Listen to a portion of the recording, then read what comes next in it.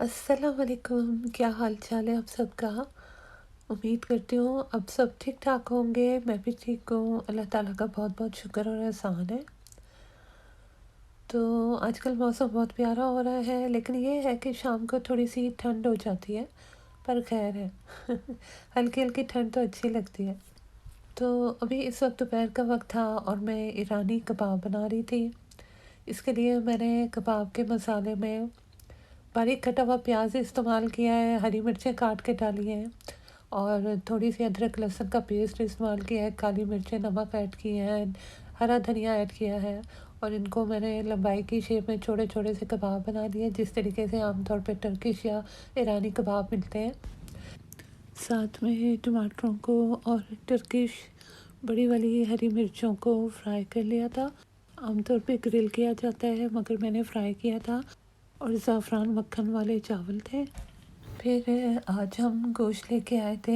हमने एक साथ ही ख़रीद लिया था, क्योंकि बार बार जाना मुश्किल होता है, तो घर में पड़ा होता है, तो जब ज़रूरत होती है, ज़रूरत के मुताबिक आदमी निकाल के जो भी चीज़ बनानी है उसको बना लेता है। तो अभी मैं इन सारों को थैलों में डालूँगी, तो फिर उसके बाद मिलते हैं। गोश्त को फ्रीज़र में रखने के बाद अब मैं रात के खाने की तैयारी कर रही हूँ।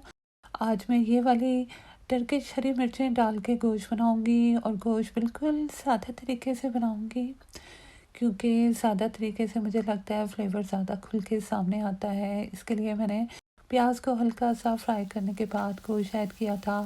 घर का कुटा हुआ धनिया डाला था, मैंने घर की कुटी हुई लाल मिर्चें ऐड की थी, हल्दी पाउडर ऐड किया था और इसके अलावा नमक ऐड किया था, अदरक लहसुन पेस्ट ऐड किया था। हल्का सा भून के मैंने टमाटर ऐड कर दिए थे और दोबारा से हल्का सा भून के मैंने गोश्त में पानी ऐड कर दिया था और फिर आँच मैंने तेज़ रखी थी। जब पानी को उबाल आ गया था, तो फिर मैंने आँच हल्की कर दी थी और गोश्त को पकने के लिए रख दिया था। जब पानी कम हो जाएगा और गोश्त गल जाएगा, तो फिर मैं बिल्कुल एंड में वो हरी वाली मिर्चें ऐड कर दूँगी। ये कड़वी तो नहीं होती हैं, लेकिन इनका टेस्ट और जो फ्लेवर होता है ना और खुशबू होती है, वो बहुत मज़े की होती है। तो खाला खालू दोबारा से आए थे, उनकी यहाँ पे दावत थी, तो हमारे से भी मिलने आए थे, तो हमने बहुत एंजॉय किया था, मिलके बहुत मज़ा आया था।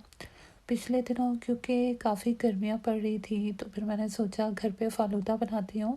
मैं बाहर एक जगह से लेती हूँ मैंगो फ्लेवर का, लेकिन वो उसमें बहुत क्रीम वगैरह डाल देते हैं और कभी-कभार आइसक्रीम भी बहुत कम डालते हैं, तो मुझे पसंद नहीं आता। तो मैंने सोचा चलें इस दफ़ा मैं घर पे बनाती हूँ, देखती हूँ कैसा बनता है। तो फिर मैंने फ़ालूदा बनाया था, लेकिन अच्छा बना था। लेकिन हुआ यूँ था कि जिस दिन बनाया उसी दिन हम खाना खाने बाहर चले गए थे। तो फिर बाहर ही मीठा वग़ैरह खा के आ गए थे, तो फिर हुआ यूँ कि वो 2 दिन पड़ा रहा। तो फिर तीसरे दिन मैंने उसको चेक किया तो ठीक लग रहा था, तो फिर तीसरे दिन हमने उसे ट्राई किया था, तो काफ़ी अच्छा बना था। लेकिन मैंने आइसक्रीम वग़ैरह फिर नहीं डाली थी, उसको ऐसे ही खा लिया था हम लोगों ने। तो इसके लिए ये वाला प्रोसीजर किया था, जेली वग़ैरह जमाई थी, ये क्योंकि जेली फ़ालूदा था। तो आजकल एक नई बात होने वाली है और मैं आगे चल के आपको बताऊंगी कि क्या नया हो रहा है और आपको वो पूरा प्रोसीजर भी दिखाऊंगी। तो ये आप इंशाल्लाह ताला मेरे अगले वाले व्लॉग में देखेंगे कि क्या नया हो रहा है, एक्साइटिंग हो रहा है। तो फिर ये हुआ कि जिस दिन मैंने फ़ालूदा बनाया था, उसी दिन मैंने सेवइयाँ भी बनाई थी मोटी वाली। तो मुझे वैसे भी फ़ालूदे में सेवइयाँ थोड़ी सी कम लग रही थी, तो मैंने ज़्यादा सेवइयाँ उबाल ली थी। तो उनमें से मैंने सोचा था कि थोड़ी सी सेवइयों को फ़ालूदे में डाल दूँगी, बाकियों पे मक्खन और चीनी छिड़क के सेवइयों की तरह खाया जाएगा। लेकिन जब फ़ालूदा तैयार हुआ, तो वो सेवइयाँ जो थी वो फूल के काफ़ी हो गई थी, तो फिर मुझे इनमें डालने की ज़रूरत नहीं पड़ी। तो दूसरों को सेवइयों की तरह ही फिर खाया गया। तो वो भी बहुत अच्छी बनती हैं, उनमें मक्खन का बहुत प्यारा फ्लेवर आता है। हालाँकि फ़ालूदा की सेवइयाँ तो डिफ़रेंट होती हैं, हमारी शॉप्स वग़ैरह में पड़ी होती हैं। लेकिन मैंने सोचा था कि 2 इन 1 किया जाए, यानी इन्हीं सेवइयों को उन्हीं में मिक्स कर दूँ कि क्या फ़र्क पड़ता है। आज मैं किसी काम से बाहर गई थी, बहुत ज़रूरी काम था और उसके लिए मैं बहुत एक्साइटेड थी। अल्लाह ताला का शुक्र है कि वो काम हो गया है।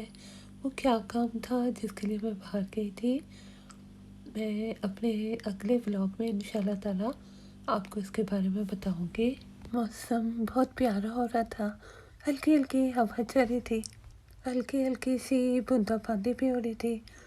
और गर्मियों की बारिश मुझे हमेशा से बेहद पसंद है, बिल्कुल इसी तरीके से जैसा कि मुझे सर्दियों की धूप बहुत अच्छी लगती है। सर्दियों की धूप से मेरी कुछ बचपन की यादें जुड़ी हुई हैं और मुझे वो याद आ जाती हैं। सर्दियों की प्यारी सी दोपहरों में एक दूसरे के साथ बैठना, गप्पे मारना, कहके लगाना, मौसमियों को छील छील कर काली मिर्च नमक छिड़क छिड़क के खाना। शायद बात हो मामूली सी, मगर इसलिए बात ख़ास हो जाती है कि उनमें से फिर अक्सर लोग हमारे साथ नहीं होते। अब उन यादों की खुशबू जहन में महफूज है, बाहर रहा हम जिनसे गुलजारों को महकाने के। अभी मैं किसी ख़ास जगह पे आई हुई हूँ और यहाँ बाहर कार में बैठी वेट कर रही हूँ।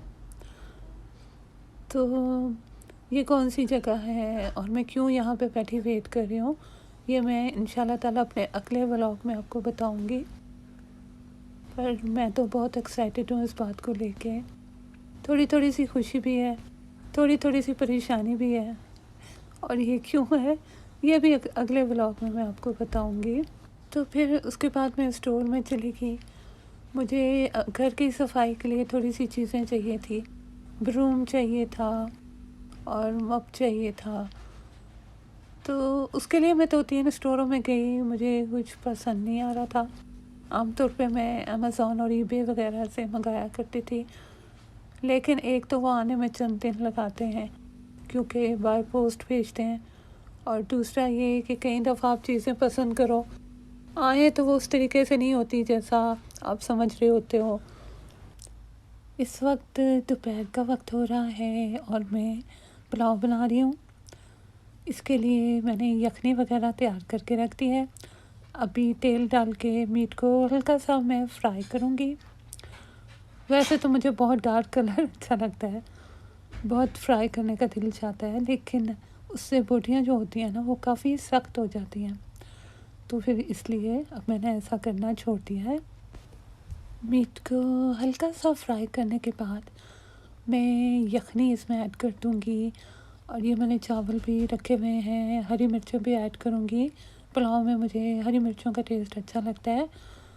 अब मैंने यखनी ऐड कर दी है और इसको उबाल आने तक तेज़ आंच पे पकाऊंगी। जब उबाल आ जाएगा तो फिर उसके बाद मैं आंच हल्की कर दूंगी। मैंने चावल भी साथ ही ऐड कर दिए हैं। मैंने कहा चलो जी गल मुकाओ। साथ में मैं रायता भी बनाऊंगी दही का। रायते में मैं लाल प्याज काट के डालूंगी ढेर सारा, और इसके अलावा थोड़ा सा पुदीना ऐड करूंगी, सफ़ेद ज़ीरा साबुत हल्का सा भून के वो भी आप ऊपर से छिड़क सकते हैं, काली मिर्चें भी डाल सकते हैं, लेकिन मैं आज नहीं डाल रही हूँ, मैं खाली हल्का सा नमक ऐड करूँगी। मुझे एक फ़नी सा वाक़या याद आ रहा है। मेरी अम्मी के भांजे ने एक दफ़ा अपने दोस्तों वगैरह की दावत की। उसने जो है ना अम्मी को फ़ोन करके पूछा कि मैं सालन बना रहा हूँ और ये डिशेस बना रहा हूँ, तो आप मुझे बताइए उसमें कितने मिर्च मसाले ऐड करने। अब मेरी अम्मी ये समझी कि वो कोई बड़ी देग बना रहा होगा और अम्मी ने खूब सारे मसाले उनको बताए कि चमचे भर भर के डालना, और उसने ऐसा ही किया। उसके कुछ दिनों बाद उसकी दोबारा अम्मी से बात हुई तो अम्मी ने पूछा कि बताओ तुम्हारे दोस्तों को तुम्हारा सालन पसंद आया? तो वो कहने लगा खाला आप भी क्या कमाल करती हो, उसमें इतने मसाले डलवाए कि उनके तो कानों में से भी धुआं निकलने लगा था। दरअसल अम्मी ये समझी थी क्योंकि वो अपने कॉलीग्स और दोस्तों वगैरह के लिए खाना बना रहे हैं तो काफ़ी सारे होंगे, तो काफ़ी सारी मकदार में बना रहा होगा। तो खैर हमें काफ़ी अफसोस भी हुआ था और साथ ही साथ हंसी भी आई थी। मैं अपनी अलमारी में से चीज़ें निकाल रही थी तो उसमें से पुरानी एल्बम्स वगैरह निकली, तो मैं फ़ोटो देखने बैठ गई। और ये तो हो ही नहीं सकता ना कि आप पुराने फ़ोटो देखें तो आपको पुरानी बातें याद ना आए। तो उनमें मेरे बचपन के भी फ़ोटो थे, और मेरी जो बचपन की स्कूल टीचर्स होती थी, जैसे मोंटेसरी की, नर्सरी की और छोटी क्लासेस की, तो उनके भी फ़ोटो थे। और मैं आपको एक बात बताऊं कि वो सारी टीचर्स बहुत यूनिक सी थी, बहुत अच्छी थी। सबकी एक एक अलहदा पर्सनैलिटी थी जो बहुत प्यारी थी, और मुझे वो अक्सर बहुत याद आती हैं। उनमें एक मिस सूज़न थी जिनका ताल्लुक़ गोवा से था, और वो इंग्लिश में ही बात करती थी। उनके माशाल्लाह से ढेर सारे बच्चे थे। अब मैंने कभी गिनती तो नहीं की थी, लेकिन अभी सोचने बैठती हूँ तो मुझे लगता है कि उनके तो बहुत सारे बच्चे थे। और एक मेरी मिस गुलनार थी, और इसके अलावा भी ढेर सारी टीचर्स थी। उनमें से अक्सर टीचर्स हमारे घर वगैरह भी आया करती थी। हम उन्हें बर्थडेज़ वगैरह पे अपने घर इनवाइट किया करते थे। पता नहीं क्यों ऐसा लगता है कि हमारे बचपन के ज़माने में जो भी लोग हमें मिलते हैं वो सभी बहुत मुखलिस होते हैं, बहुत प्यार करने वाले होते हैं।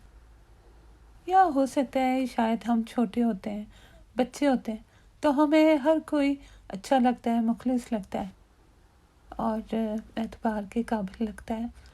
मगर जैसे जैसे दुनिया की समझ आती है तो अक्सर ऐसा होता है कि हमें एहसास होने लगता है कि दुनिया इतनी भी अच्छी नहीं है जितनी कि हमने समझ रखी थी अपने ख्यालों में।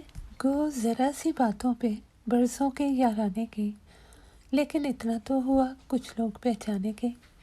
क्या ख्याल है आप लोगों का, सही बात है कि नहीं? दिल से कहिएगा। हमेशा सच्ची गल्लें ही करनी चाहिए, झूठ से परहेज़ करना चाहिए। हमें हमेशा ये कोशिश करनी चाहिए कि हम किसी का दिल ना तोड़ें, कोई ऐसी बात ना करें, कोई ऐसी हरकत ना करें कि किसी के दिल को ठेस लग जाए और वो टूट जाए। क्योंकि शीशा टूट जाए तो शायद फिर भी जुड़ जाए, मगर दिल एक दफ़ा टूट जाए तो फिर नहीं जुड़ता। मौसम बेहद प्यारा हो रहा है, हल्की हल्की सी बूंदाबांदी हो रही है, और गर्मियों की बारिश तो मुझे वैसे ही बेहद पसंद है।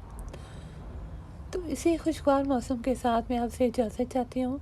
इंशाल्लाह ताला दोबारा जल्द मुलाकात होगी। दुआओं में याद रखिएगा, अपना बहुत बहुत ख्याल रखिएगा। फ़िलहाल के लिए मेरी तरफ से अल्लाह हाफ़िज़।